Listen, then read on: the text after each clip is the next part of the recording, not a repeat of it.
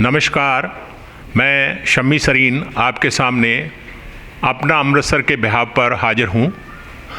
हम बहुत सौभाग्यशाली हैं कि हमारे जो चैनल की शुरुआत है वो पूजनीय पतंजलि योग पीठ के मुख्य आचार्य प्रद्युम्न महाराज जी के साक्षात के साथ हो रहा है और हम उसमें गर्व महसूस कर रहे हैं। मैं इस वक्त देश के जाने माने स्कूलों में से एक भवंस एसएल पब्लिक स्कूल में मौजूद हूँ और स्वामी जी के साथ हमारे साथ स्कूल के अध्यक्ष अविनाश महेंद्रू जी भी मौजूद हैं और निदेशक प्रोफेसर एसएन जोशी जी भी मौजूद हैं।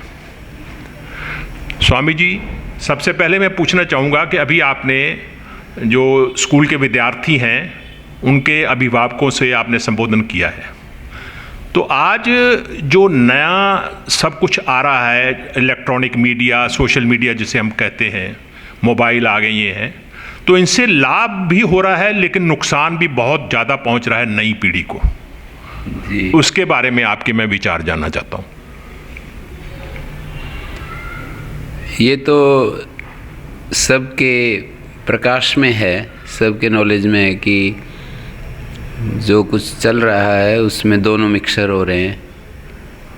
तो ऐसी परिस्थिति में साधन के सदुपयोग के प्रति अवेयरनेस यदि पेरेंट्स में भी और टीचर्स में भी जागृत हो और ये अवेयरनेस बच्चों में जगाई जा सके कि हमारा जो हम आँखों से देखते हैं, जो हम कानों से सुनते हैं, वो एक संस्कार बनता है और उस संस्कार के तहत हमारी प्रवृत्तियाँ बनती हैं। तो हम हमारे वेद से लेकर के आधुनिक लोगों तक ये कहते हैं कि हम आँखों से अच्छा देखें, कानों से अच्छा सुनें और वाणी से ठीक से बोलें। वो गांधी जी के 3 बंदर हमें बताए जाते हैं ना, कि एक बंदर आँखों पर हाथ रख रहा है, दूसरा कानों पर, तीसरा मुंह पर।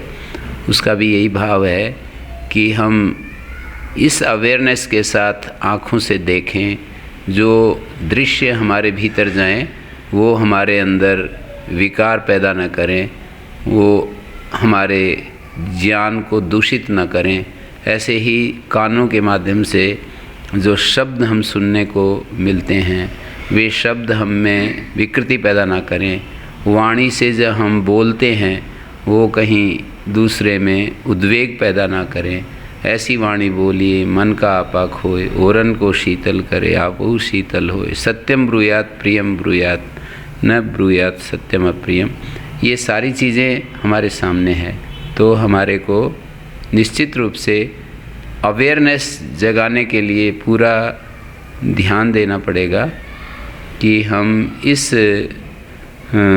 बच्चे तो अपरिपक्व मन होते हैं, टीचर्स और अभिभावक यदि दोनों मिलकर के इस बात को तय कर लें कि छोटा यदि फ़ोन रखा जा सकता है, पर बच्चे आजकल हर जगह हट करने लगे हैं और ये हम लोग भी उनको ये सिखा देते हैं कि इससे हमें ज्ञानवर्धन होता भी है, पर जैसा आपने कहा कि दोनों बातें हो गई हैं, उनमें ये विवेक पैदा करें कि लाभ और हानि किस चीज़ में है और जिस चीज़ में ज़्यादा लाभ होता हो वही हमें करना होता है, वही हम करते भी हैं।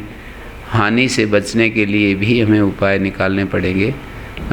बाकी तो सब एक प्रवाह है, नदी का प्रवाह जैसे चल रहा है, युग का अपना एक प्रवाह होता है, उस युग के अनुसार ही हम आगे बढ़ सकते हैं। क्या किया जाए उसके लिए जी।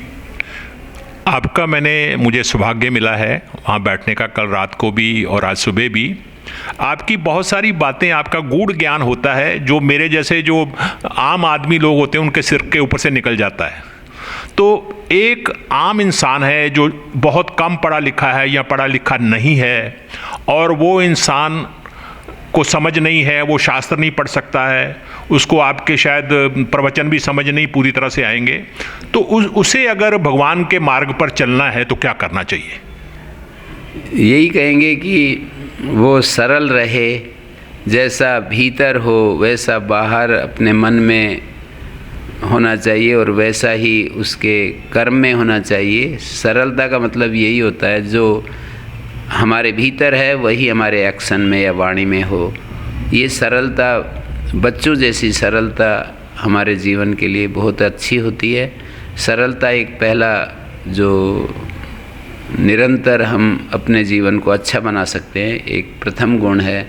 उसके साथ नम्रता, सरलता के साथ नम्रता आई जाती है। और हमारे भीतर ये प्यास होनी चाहिए कि मैं जहाँ खड़ा हूँ और अच्छा बनूँ। मैं जिस लेवल पर भी, जिस स्थिति में भी हूँ, मेरा जीवन और अच्छा बने और बेहतर बने। और एक बात कही जाती है, मेरे पास बैठे हैं श्री अविनाश जी महेंद्रू, तो वो भी ये कह रहे थे ना, बच्चों के बीच में अभी कह रहे थे कि भाई जो कुछ भी हम बच्चों को बना सकते हैं वो उनकी रुचि और प्रकृति के अनुसार जो कुछ बने वो तो ठीक है, पर उनमें ये प्रेरणा भर दें कि वो प्रसन्न रहें और प्रसन्नता बांटें।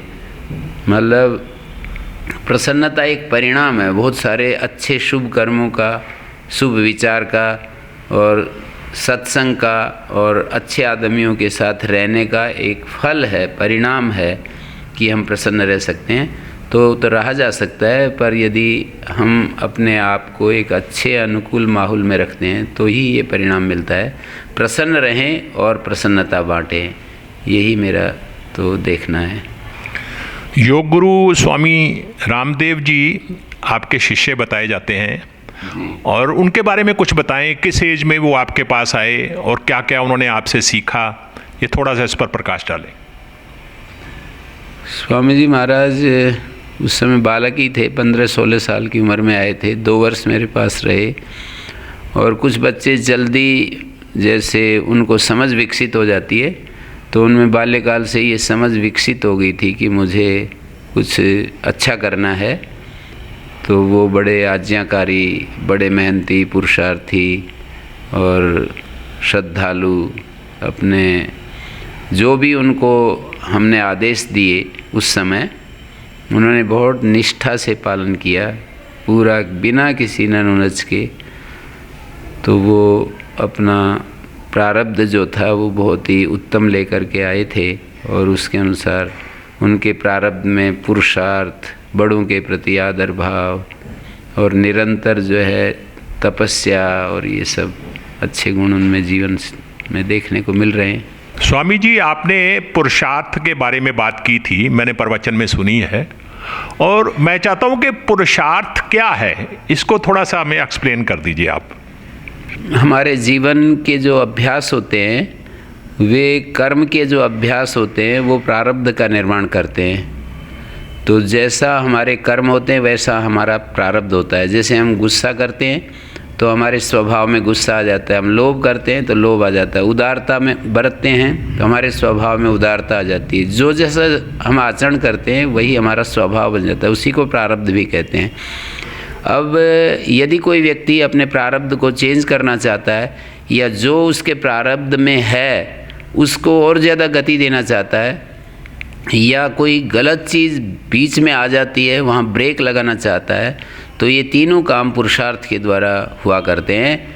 कि जैसे हम जो होते हैं उसको ही बहुत तेज़ी से पूरा करना चाहते हैं तो पुरुषार्थ के द्वारा अपनी गति बढ़ा सकते हैं। पुरुषार्थ के द्वारा हम जिस मार्ग में चल रहे हैं और उससे यदि दूसरे रास्ते को हमने समझ लिया कि ये रास्ता थोड़ा कम लाभकारी है तो अपने रास्ते को बदल सकते हैं। पुरुषार्थ के द्वारा कहीं आवश्यकता पड़े तो अपना ब्रेक लगा सकते हैं। तो गाड़ी में जैसे ब्रेक होता है, स्पीड होती है और स्टीयरिंग होती है, वो तीनों काम जो किए जाते हैं वही जीवन के संदर्भ में पुरुषार्थ के द्वारा संपन्न होते हैं। पुरुषार्थ से ही हमारा प्रारब्ध बनता है। तो पुरुषार्थ की महिमा हमारे शास्त्रों में हमारे महापुरुषों ने पूरी गाई है। हम पुरुषार्थी बने, और पुरुषार्थ का तात्पर्य मैंने आपको बता दिया कि पुरुषार्थ का मतलब है कि जीवन को गतिशील बनाना। जीवन यदि कहीं अशुभ देख रहे हैं तो उससे हट करके नए रास्ते पर चलना, उसके लिए महान पुरुषार्थ अपेक्षित है और कहीं आवश्यकता पड़े तो अपने आप को वहीं विड्रा भी कर सकें। तीनों काम पुरुषार्थ से होते हैं।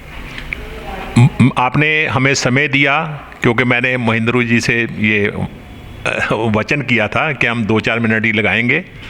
तो बहुत बहुत आपका शुक्रिया और आपका बहुत बहुत आशीर्वाद हमें मिला है, उसके लिए मैं आपका धन्यवाद करता हूँ। धन्यवाद।